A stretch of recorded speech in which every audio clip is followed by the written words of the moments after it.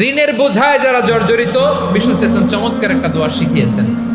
আমাদের অনেকে ঋণের বোঝায় জর্জরিত, আছে না নাই? এদিকে কেউ আছেন? থাকলে হাত তোলার দরকার নেই, থাকলে এই দোয়াটা পড়বেন।